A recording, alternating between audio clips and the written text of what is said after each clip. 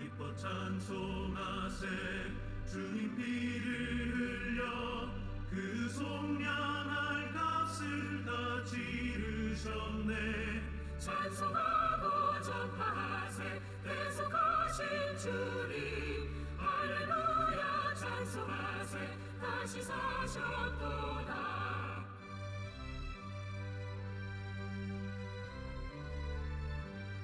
기뻐 찬송하세 죄를 사했으니 그 속죄하는 내가 찬송하세.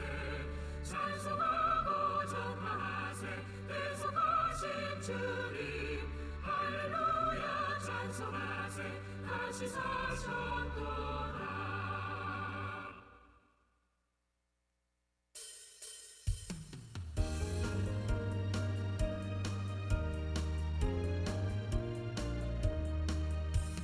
주님께 영광 다시 사신 주 사망 권세 모두 이기시었네.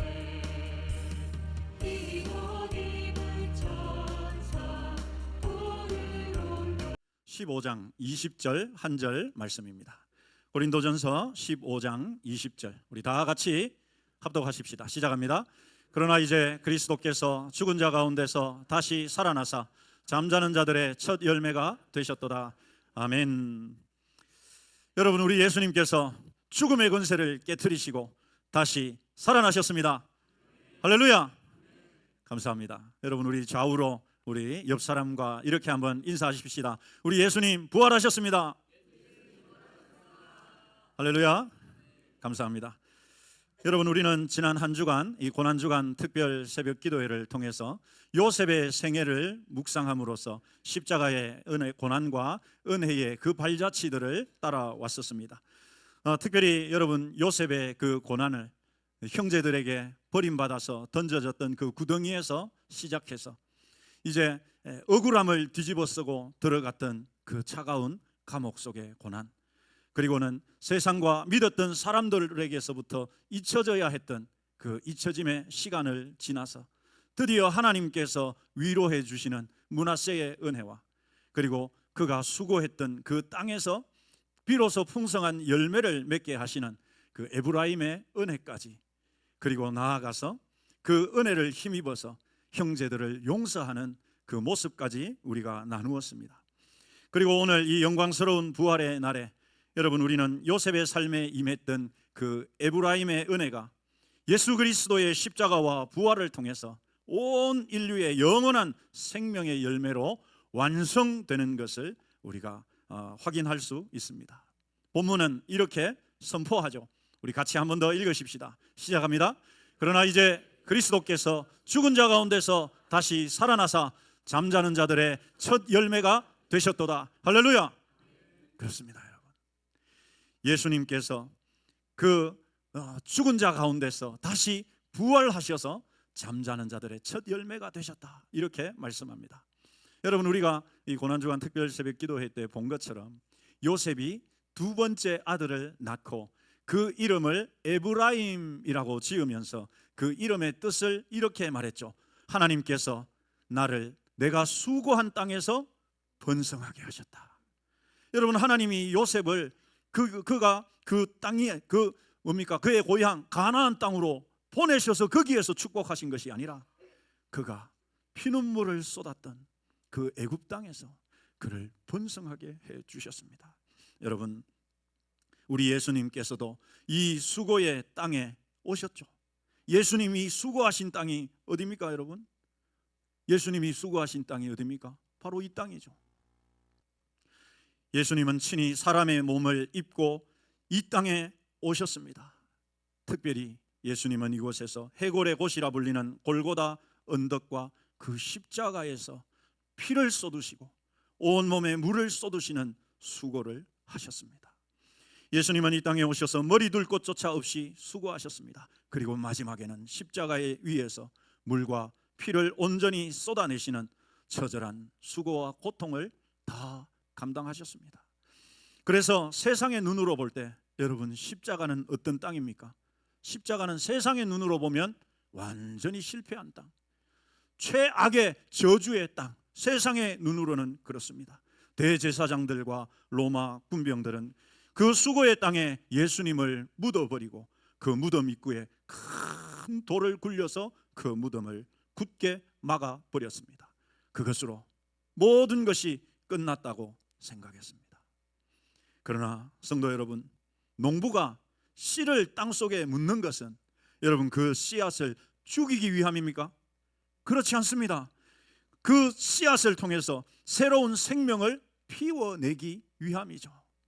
그래서 우리 예수님도 일찍이 이렇게 말씀하셨습니다. 우리 같이 읽어보시죠. 시작합니다. 내가 진실로 진실로 너희에게 이르노니 한 알의 밀이 땅에 떨어져 죽지 아니하면 한 알 그대로 있고 죽으면 어떻게 된다고요? 많은 열매를 맺습니다. 여러분, 밀 하나가 그 하나가 죽지 않고 있으면 그 한 알 그대로 있는데 이게 땅에 떨어져서 그 고기에 묻히면 많은 열매를 맺는, 이것이 생명의 여러분 비밀이죠. 칼빈은 이 십자가와 부활의 관계를 이렇게 알려줍니다.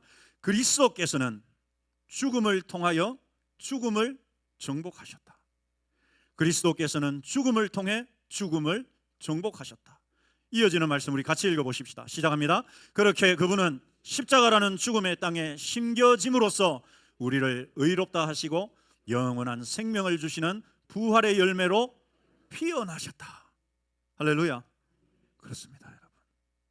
주님은 죽으심으로 죽음을 정복하셨고 땅속에 묻히심으로 새로운 영원한 생명의 그 부활의 열매로 다시 피어나셨습니다. 칼빈의 말처럼 예수님은 우리의 모든 죄와 저주, 사망의 고통을 짊어지시고 십자가의 그 십자가라는 수고의 땅에 한 알의 밀알로 심겨지셨습니다. 그것은 끝이 아니라 인류 역사상 가장 위대한 생명이 그야말로 폭발을 준비하는 거룩한 심어짐이었습니다. 그런데 여러분, 씨앗이 그렇게 심어진 지 사흘째 되던 날, 안식 후 첫째 날에 마침내 무덤의 돌문이 굴러가고 사망의 권세가 산산이 조각이 나면서 우리 주님이 다시 살아나셨습니다. 할렐루야.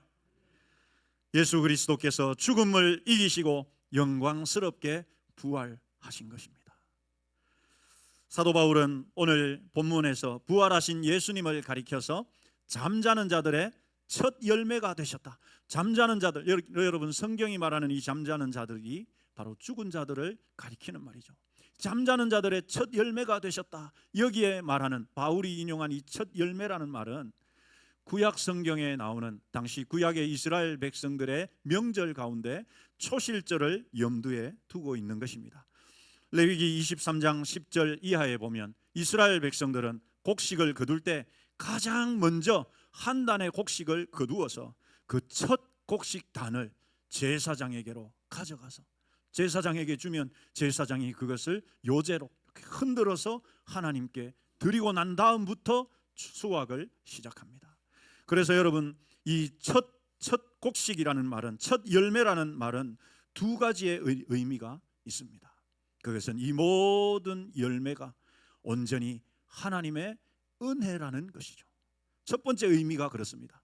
이 모든 것이 그렇게 첫 번째 열매를 하나님께 드리는 그 의미는 이 모든 내가 수확하는 열매들이 하나님의 전적인 은혜입니다 고백하면서 드리는 것입니다.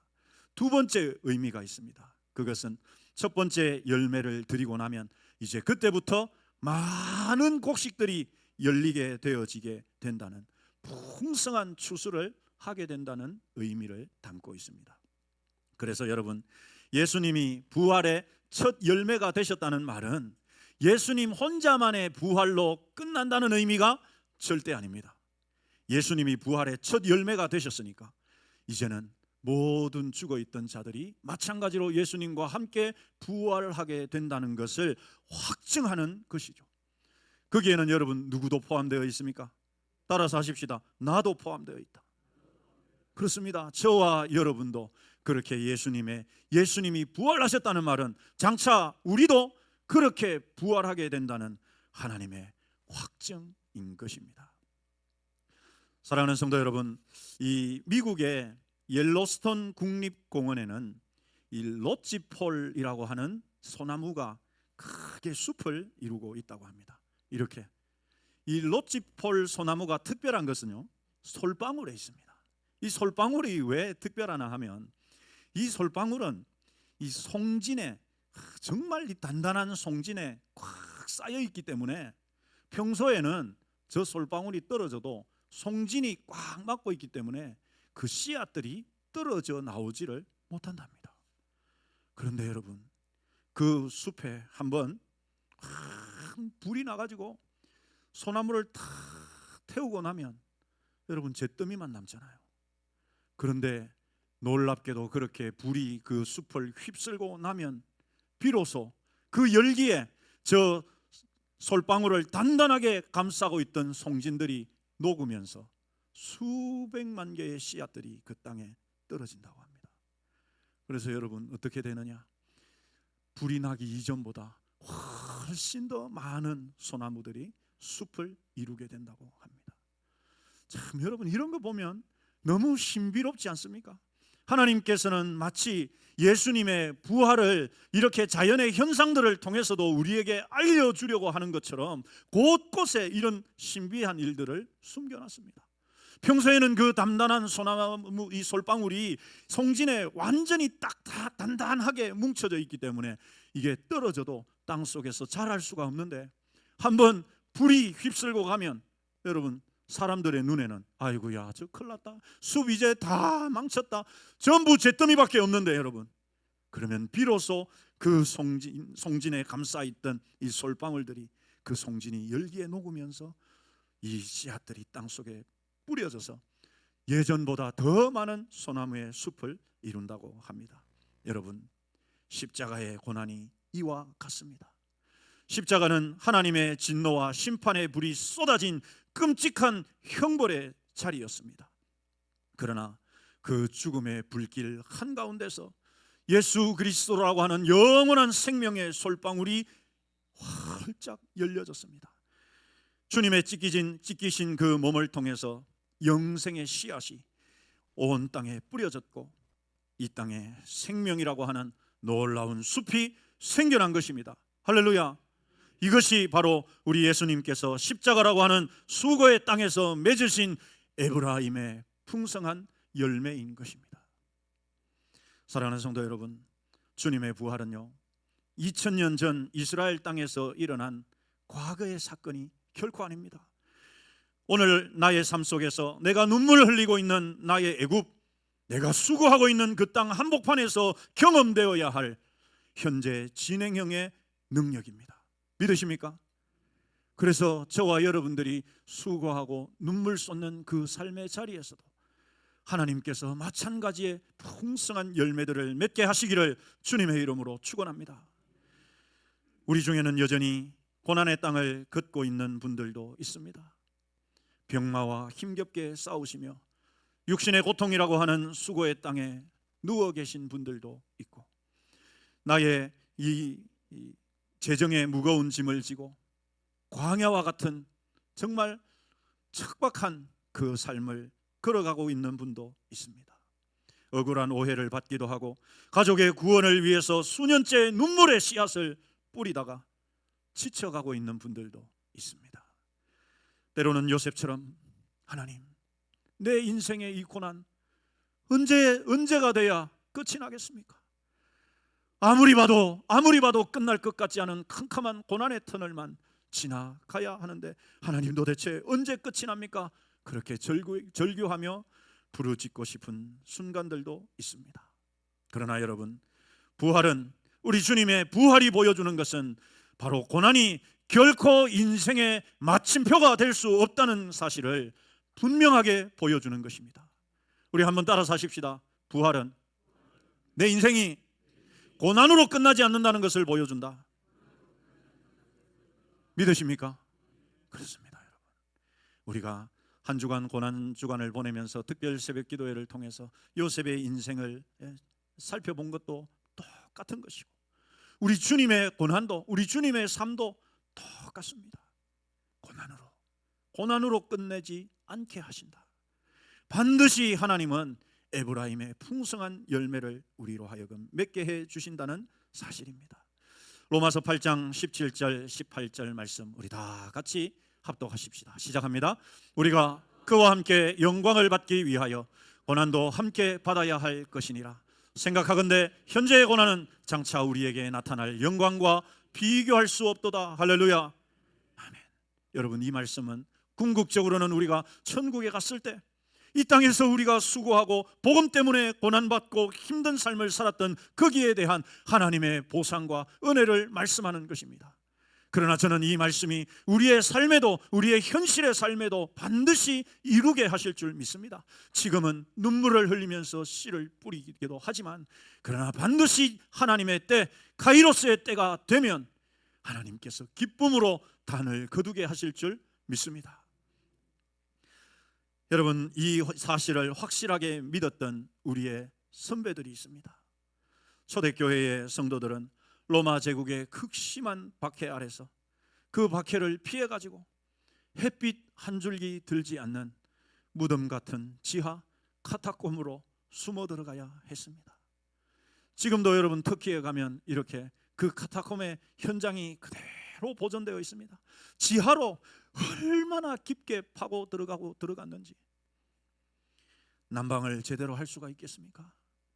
저곳은 춥고 어두웠고 언제 발각되어 가지고 형장의 이슬로 사라져 갈지, 언제 사자밥으로 던져질지 모르는 공포의 땅, 그야말로 눈물을 쏟아야 하는 땅이었습니다. 그런데 여러분, 고고학자들이 발굴해낸 저 카타콤의 벽에는 그 어떤 절망이나 원망의 글귀가 단 하나도 없었습니다. 그런데 오히려 저 벽들에는 이런 라틴어로 된 이런 글귀가 수없이 적혀 있었습니다. Vivas in Deo. 이게 무슨 말이냐? 하나님 안에서 살리라.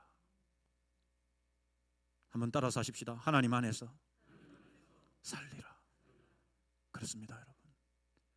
죽음의 공포가 매일매일 있는 그곳, 참 저 안에서 신앙 때문에 그 햇빛도 들어오지 않는 저곳에서 하루하루를 견디면서도 그들은 여러분 결코 원망이나 절망하거나 포기하는 문구 하나 기록하지 않았습니다. 비바스인 데오, 하나님 안에서 살리라. 주님의 부활을 믿는 신앙이 있기 때문에 마찬가지로 우리도 죽으면 그렇게 예수님처럼 부활하게 될 것이라는 그 소망이 있었기 때문에 그들은 저곳에서도 그렇게 견딜 수 있었던 것입니다. 사랑하는 성도 여러분, 그들은 오직 그 부활의 신앙으로, 부활을 믿는 그 믿음으로 카타콤이라고 하는 수고의 땅을 천국을 소망하는 에브라임의 잔치자리로 만들었던 것입니다. 사랑하는 성도 여러분, 주님의 무덤은 비어 있습니다. 우리 주님은 사망의 권세를 깨트려 버리셨습니다. 할렐루야. 예수 그리스도는 부활하셨습니다. 여러분, 요셉이 겪었던 13년의 끔찍한 고난은 그를 세상을 구원할 총리의 자리에 세우고 에브라임의 번성을 가져왔듯이 우리 주님의 십자가의 참혹한 죽음은 온 인류에게 부활의 첫 열매를 가져다 주었습니다. 그렇다면 여러분, 오늘 우리가 흘리는 눈물, 우리가 겪고 있는 이유 모를 고난 역시도 결코 무의미하게 땅에 떨어져 사라지지 않는다는 사실입니다. 특별히 우리가 한 주간을 보내면서 고난주간 특별 새벽 기도에 나와서 뿌렸던 그 기도의 제목들, 때가 되면 하나님께서 반드시 열매 맺게 하실 줄 믿습니다. 여러분, 십자가의 참혹한 죽음은 그것으로 끝이 아니었습니다. 오히려 예수님은 다시 살아나셨고, 그렇게 살아나신 주님은 온 세상에, 온 인류의 부활의 기쁨과 새로운 생명을 허락해 주셨습니다. 이제 부활의 아침을 맞아서 싹을 틔우고 아름다운 응답의 열매를 우리로 하여금 기대할 수 있는 소망도 갖게 하셨습니다. 무덤을 박차고 일어나신 예수 그리스도의 그 부활의 능력이 오늘 저와 여러분과 여러분의 가정과 일터 위에 영원한 에브라임의 번성으로 충만하게 임하시기를 주님의 이름으로 축원합니다. 기도하겠습니다.